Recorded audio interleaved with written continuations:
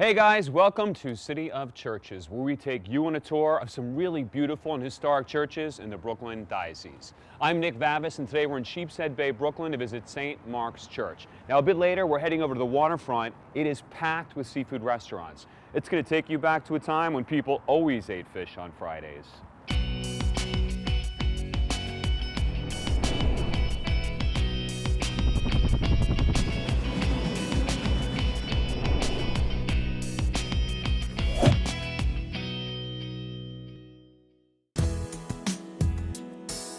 So I'm here on the waterfront of Sheepshead Bay, and I'm on the pedestrian walkway. This connects Sheepshead Bay with Manhattan Beach across the way. It's a couple blocks down. Now, one of the things about Sheepshead Bay, it's famous for its fishing vessels and its great seafood restaurants. If you check out the piers behind me, you'll see a lot of the boats lined up. It's Brooklyn's famous fishing fleet. That's where they're moored. And for small fee, they'll take passengers out in the morning for some fishing excursions. And the other thing I mentioned is the seafood restaurants. They're always packed. And if you take a look behind me, there's plenty of them. No shortage at all. It's actually making me kind of hungry. Now, sadly, one historic restaurant name is gone for good, and that's Lundy's. Lundy's was the most popular restaurant here for decades, and it actually had to close its doors in 2007. Now, the building takes up the whole block, and as you can see, the name is still on the awning, Lundy's, but it's no longer the restaurant. It's filled with smaller restaurants and doctor's offices. The reason the building is still here is because it was designated a landmark by the New York Landmarks Preservation Commission in 1992. Now, contrary to popular belief, Sheepshead Bay is not named after the idea that the bay itself is shaped like a sheep's head. It's actually named after a thriving species of fish that inhabited these waters over 200 years ago. They were called sheepshead fish. One unusual fact about the sheepshead fish is that it has large human-like teeth. Now, they're still found in warmer climates, but the water temperature in this bay eventually became way too cold for them to survive here. More than a century ago, this was a ritzy area with many elegant and upscale hotels and bungalows. They were either on or near the beach. Now at the posh Manhattan Beach Hotel, the great American composer John Philip Sousa premiered his popular patriotic marching tune, The Stars and Stripes Forever. Another popular attraction here was horse racing. From the 1870s to about 1915, Sheepshead Bay had its own racetrack. Now, I'm standing at right about the area where the entrance to the track I think would have been, and if you look behind me, there is nothing to indicate a racetrack was here. It looks like any other block in Brooklyn. Now, this area was also used in 1910 as a takeoff point for the first ever cross-country airplane flight contest. $50,000 prize went to the first person who flew across the country. Now, about 100 years ago, wealthy patrons would first stop over to Mass before they went over to the racetrack. About 100 years ago, you could see the tower of the church behind me. Now, ironically enough, they would drop these huge contributions into the collection baskets before going over to the racetrack. So, you know what? Let's go on over to the church. We'll find out a little bit more about it. We'll ask some questions. Come on.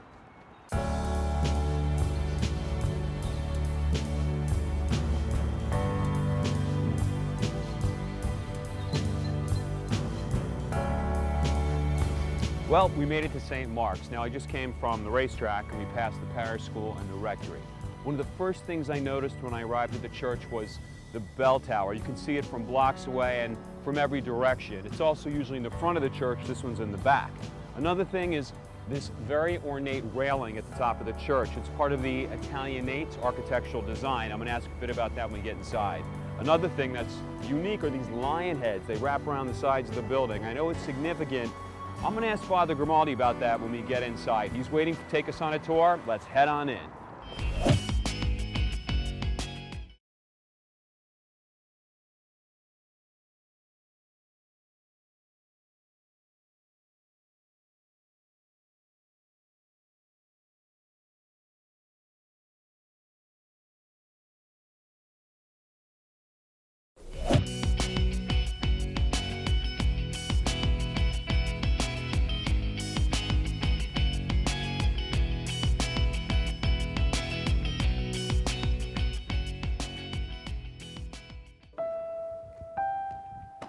Father Grimaldi. Hi, Nick. How are you? I'm good. How are you? Welcome to St. Mark Church. Thank you so much. Pleasure Thanks for having taking you. time to take us on the tour. You're very welcome. You're very So welcome. I wanted to ask you, we've done a lot of churches in this series, and there's sort of something unique with every church.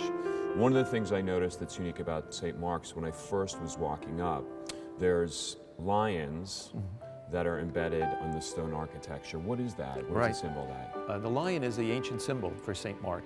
It symbolizes the evangelist, and so that's why you find them all over the building, actually, yeah. I'm going to point out some things that I see. The first thing I'm looking at is the confessional, of course. Would this be something that was original to the church? No, actually, Nick, in 2001, we had a major restoration here at St. Mark Church. We had a big capital campaign, and we did significant restoration of the church, the interior of the church. The confessionals, actually, we had 4, and we combined the 4 into 2 and made them a more reconciliation room. So as you could see from the size of them, when you go in, they're actually rooms where the penitent can either so there's no partition anymore? Like exactly, no partition, right.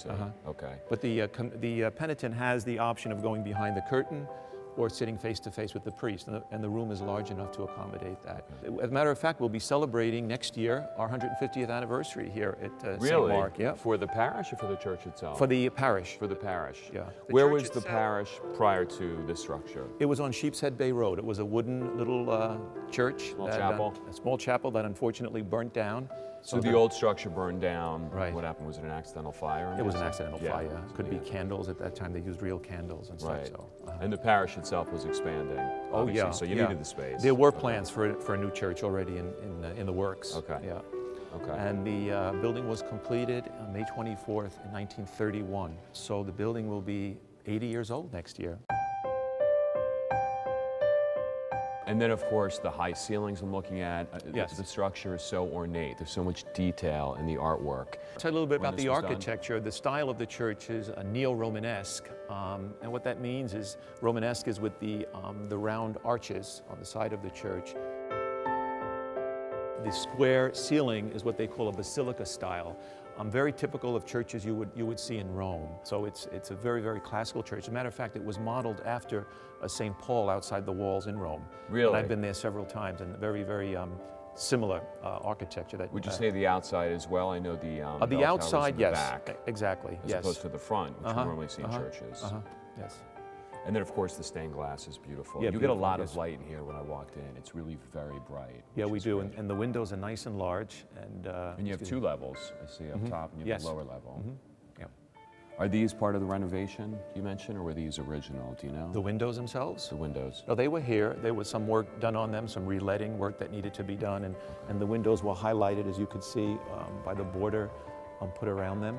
And the Stations of the Cross were also redone to make the images stand out more, and they really came very beautiful.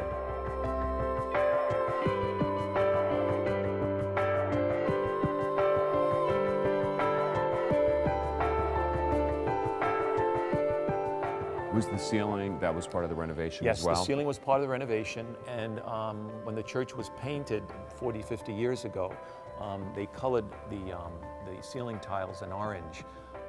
But when we had it redone in 2001, the fellow who was doing it mentioned that that was not the original color. The original color was the color of the terrazzo. You see the blue here in the arches? Yep. And so we put it back, we restored it back to the original color in the ceiling. Okay. Was it out of shape before that? Was it pretty out of... The church was, it was about 30 years before anything had been touched. So the walls were peeling and cracking. We doubled the amount of lighting. We put a new sound system in. Okay. And we did some liturgical renovations as well. Yeah. Perfect.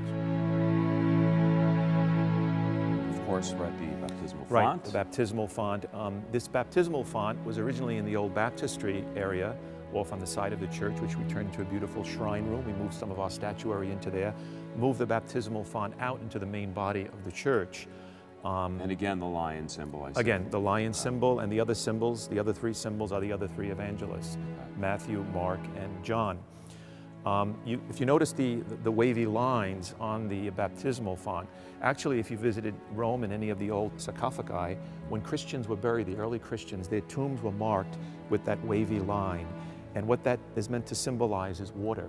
and water is the symbol of baptism and eternal life. Okay. So it's a beautiful symbol that fits right in. So it's not just aesthetic, it's actually No, symbolic it of actually water. has a symbolic. And then, I may call this incorrectly, but would that be the baptismal oil in Yes, the not only the glass baptismal containers? oil is kept there, but the oil for the sick and chrism.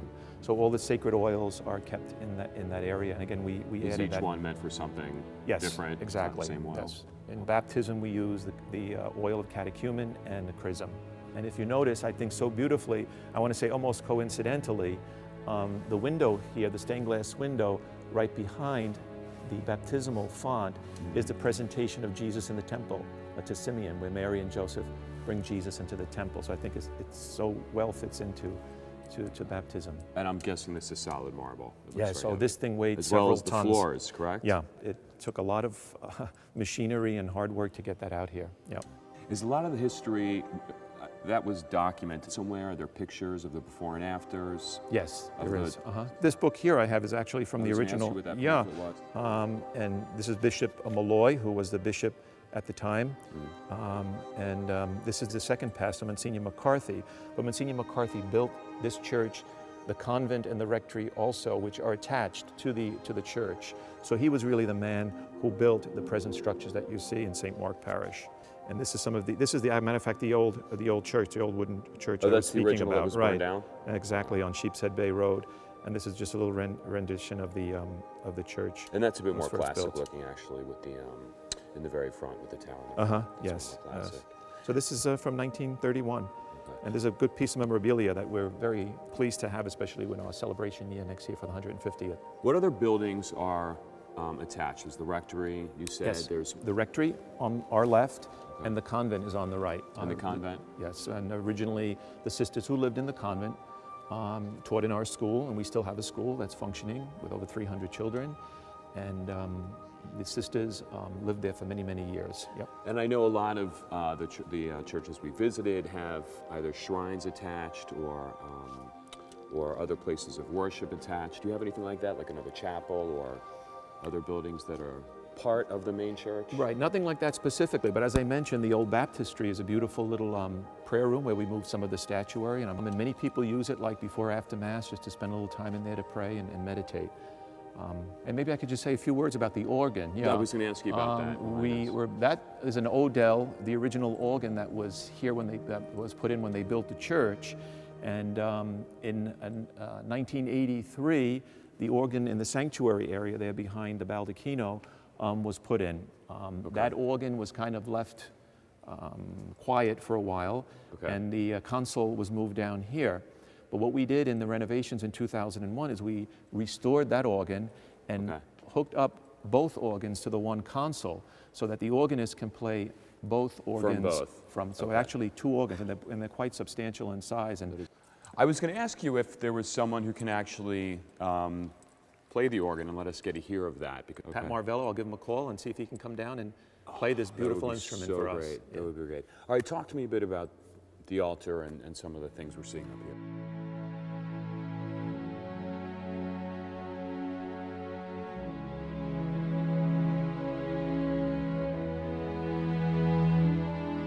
Sure, some of the liturgical renovations that we did in 2001 include the movement of the tabernacle. The tabernacle was under a statue of the Sacred Heart that sat in that niche there. And so we moved the tabernacle out. We used the doors, the original doors of the two tabernacles that were on either side here. And we built that pedestal, and actually that baldacchino over the tabernacle was originally the cover of the baptismal font. So we felt it was a beautiful... I'm seeing another dome. I don't know if that's another theme, the dome. Well, you would see many baldacchinos in these type of architecture churches. The actual painting up there, as a matter of fact, let me show you what... This is the complete. What you see up there is the top half of this very famous masterpiece by Raffaello. It's called The Disputation of the Eucharist. And it's a copy, and it's a magnificent piece. Originally, it's in Italy, and it was done by Raffaello. Could they just not fit the lower part? Is that why? That's a good question. Yeah, I think if they probably tried to do the whole thing, it would be a little bit too small an area to make the figures large enough to appreciate them from down here.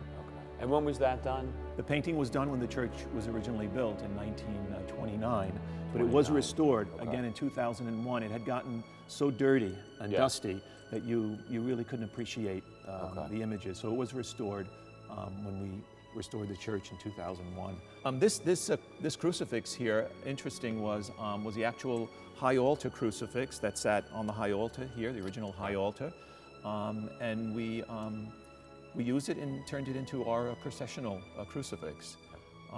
The cross, you see, of course, it has the purple cloth because we're Lent here in the Lenten season. And again, I see the wavy lines exactly. which we saw in the baptismal font. Right, that was commissioned in 2001. That was not there before, to tie in to the baptismal font. And you see the wavy lines, again, the symbol of water, the ancient symbol of eternal life. And the four evangelists, Matthew, Mark, Luke, and John, the same four symbols that are on the baptismal font are repeated there on the corners of the cross. The altar was moved forward a little bit in 2001 again, and that presider's chair there was added. As a matter of fact, it looks like it's original, but that was put there in 2001 and built to the style that the chair would have been, that neo-Romanesque style of a presider's chair. I like the green as well. That really is. Yeah. It stands out, doesn't it? Stand out. It does. It's all marble. The sanctuary lamp is new. Was added also in 2001. And the magnificent statue of our Blessed Mother, even though it's a white stone, when you get up close to it, it really has lifelike qualities to it. And as you said, the lighting in the church is just magnificent. As you can see, we have a cathedral, basilica-style church for just a regular Brooklyn parish. And the people are obviously, exactly. The pulpit is great too. Yeah, Nick, that pulpit is original, again, just restored. When you're up there, you can have a magnificent view of the whole church, and really you can see everyone in the congregation. I'll bet. No one's obstructed. It's really magnificent. Great view.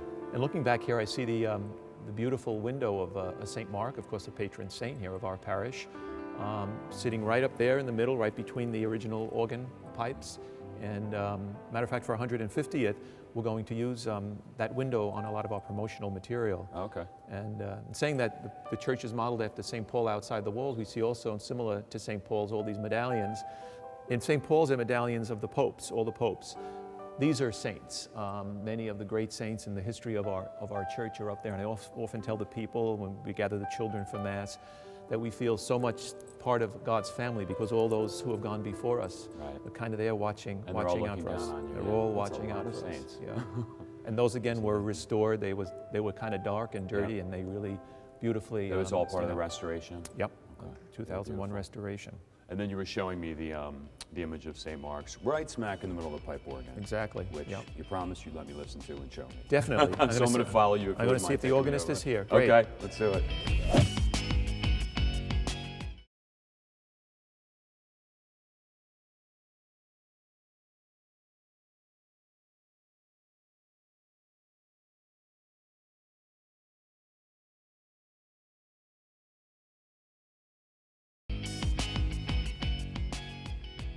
Pat's arrived. Pat, welcome. Pat Marmello. Pat, nice How you to meet doing? you. How you doing? You're the Pat- music man, I heard. Yes. Yes?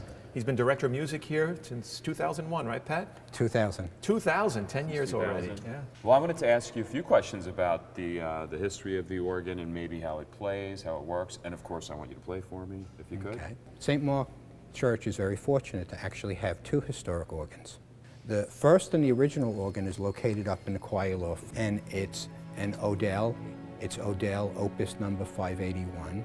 It's a 22 rank organ. It's been rebuilt, re-leathered, usually between 30 and 40 years you need to re-leather it in 1963. The second organ that we have now, which came in 1986, it was built actually in 1909. It's an SD organ. Which one's the most enjoyable for you to play? Both of them are. They're actually yeah. both, they're a little different. They blend together, and one of the big things of connecting them together was, what would you have with the delay and everything works out actually very well. So I was telling Nick, from this console, you could actually play both organs. Right, they complement each other, because the console upstairs right now is not playable. Do you play the same music week to week, or do you change it up a little bit? We change music. You change it up a little bit? Yeah. Sometimes I'll alternate between the two organs, and it's nice for congregational singing to use the back organ. Well, I'm going to ask you if you could play me a little sample, if you wouldn't mind. I'll just show you as far as the organ. You There's a have lot of buttons. gallery, everything that says gallery Right. is upstairs. Chancel says is the front organ. What are we going to hear? I'm going to do the Fugue on the Kyrie. It's a Couperin piece.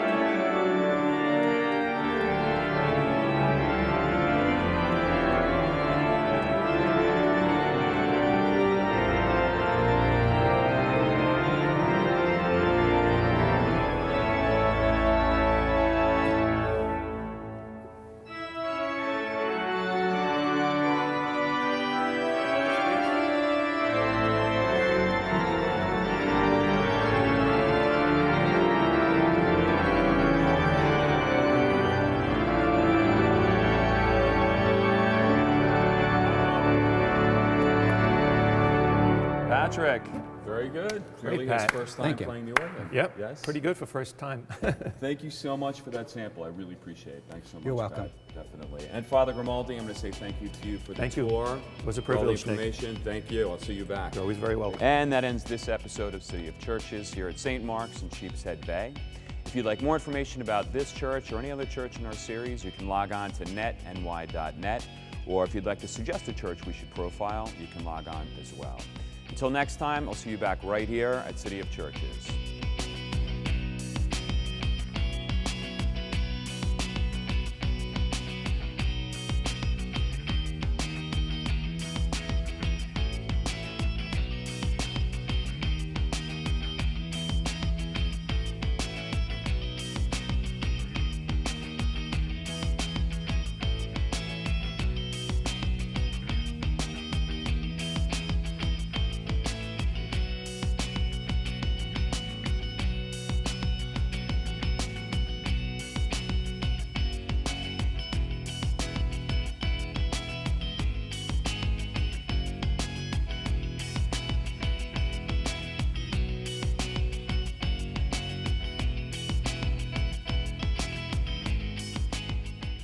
Hey guys, Nick Vavis here with City of Churches. Next time you'll be joining me here at beautiful and intriguing St. Francis of Assisi Church in Astoria. It's a church with rich history, a lot of mystery, including an 80-year-old mystery that's yet to be solved. That and more right here on Net.